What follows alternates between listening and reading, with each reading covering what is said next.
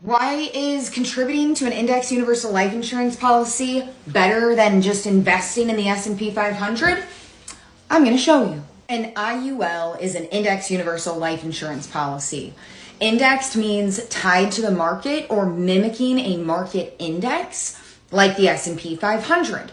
Index means that it has a 0% floor, and then sometimes there is a cap, other times there is no cap.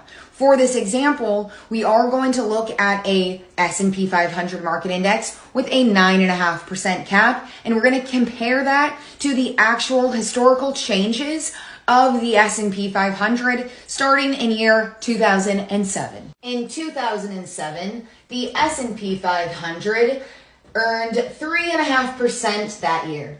The IUL would have been credited 3.5%. In 2008, the S&P 500 returned negative 38.5%. The IUL would have been credited 0%. This is an example of why we say that zero is your hero, because instead of having to lose any of the gains that you have been given, you have a 0% floor, you just stay the same as last year, and you don't have to ride out the ups and downs of the market. The next year, in 2009, the S&P 500 returned 23.5%, while your IUL would have been credited 9.5%. Now you might be thinking, well, 23.5% is much higher than only 9.5%, but remember, the market crashed last year. And unfortunately, for these people to get all of their money back, the S&P 500 would have needed to return 45%, and it only returned 23.5%.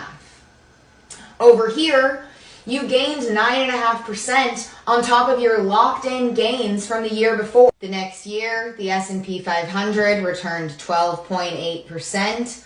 The IUL would have earned 9.5% again. If we do the math here, this is still only 36.3%. So they have not earned all of their money back since the crash. The IUL has gained 19%.